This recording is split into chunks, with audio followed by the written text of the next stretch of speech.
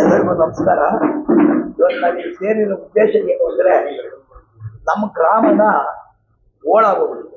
ಹೆಂಗ್ ಓಳಾಗಿದೆ ಅಂತಂದ್ರೆ, ಅಪ್ಪ ಮಗನ್ ಓಟ್ ಹಾಕೋದಿಲ್ಲ, ಮಗ ಅಪ್ಪನ ಓಟ್ ಹಾಕ್ತಿಲ್ಲ. ಆ ಸ್ಥಿತಿ ನಿರ್ಮಾಣ ಆಗಿದೆ.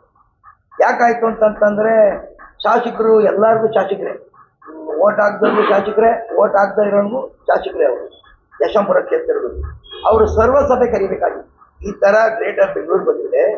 ಈ ಗ್ರೇಟರ್ ಬೆಂಗಳೂರು ಬಂದಿರೋದ್ರಿಂದ ವಾರ್ಡು ಇವಾಗ ಮೊದಲು ದೊಡ್ಡದಿದ್ದ ಒಂದಿತ್ತು, ಈಗ ಅದ್ರ ಜೊತೆಗೆ ಇನ್ನ 2 ಸೇರಿ 3 ಆಗಿದ್ದಾವೆ.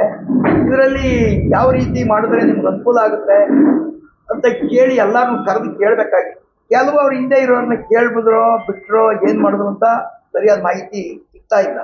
ಯಾಕೆ ಹೇಳ್ತಾ ಇದ್ದೀನಿ ಅಂತಂದ್ರೆ, ಈಗ ಈ ಗ್ರೇಟರ್ ಬೆಂಗಳೂರು ಮಾಡಿರೋದ್ರಿಂದ ನಮ್ಮ ಜನಸಂಖ್ಯೆ ಆಧಾರದ ಮೇಲೆ ಮಾಡಿದ್ದಾರೆ.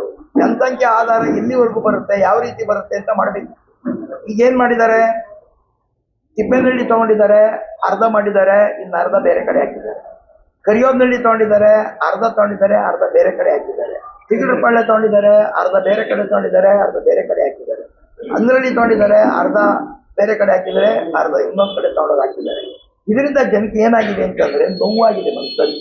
ಯಾಕೆಂದ್ರೆ ಒಂದು ಹಬ್ಬ, ಏನೋ ಒಂದು ಮಾಡ್ಬೇಕಾದ್ರೆ ಸೇರ್ಬೇಕಾದ್ರೆ ಅವ್ರು ಸೇರ್ಬೇಕಾ ಇವ್ರು ಸೇರ್ಬೇಕಾ ಅನ್ನೋ ಪ್ರಶ್ನೆ ಇದು ನಮ್ಮಲ್ಲಿ ಉಳ್ದೋಗ್ಬಿಡುತ್ತೆ. ಮೊದಲಿಂದ ಒಗ್ಗಟ್ಟಾಗಿ ಅದು ಯಾವುದೇ ಪಕ್ಷಕ್ಕೆ ಓಟ್ ಹಾಕಿರ್ಲಿ, ಅವ್ರು ಯಾವುದೇ ಪಕ್ಷಕ್ಕೆ ಹಾಕಿರ್ಲಿ, ಅವ್ರನ್ನೂ 2 ಸಾರಿ 3 ಸಾರಿ ಗೆದ್ಸವ್ರಿ ಜನ. ಇದೆ 2 ಸಾರಿ 3 ಸಾರಿ ಗೆದ್ದವ್ರಿಗೆ, ಈಗೂ ಗೆದ್ದವ್ರಿಗೆ, ಈಗೂ ಅವರೇ MLA ಆಗಿದ್ದಾರೆ.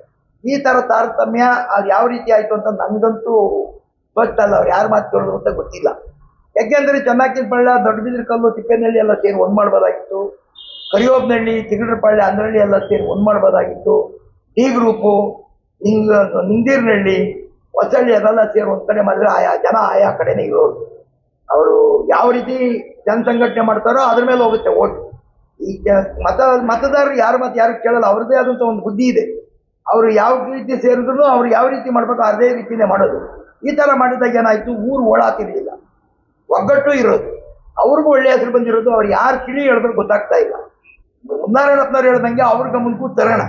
ಆಮೇಲೆ ಕಾನೂನು ಪ್ರಕಾರವಾಗಿ ಹೋರಾಟ ಮಾಡಬೇಕಾದಂತ ಸನ್ನಿವೇಶ ಎಲ್ಲರಿಗೂ ಒದಗದೆ.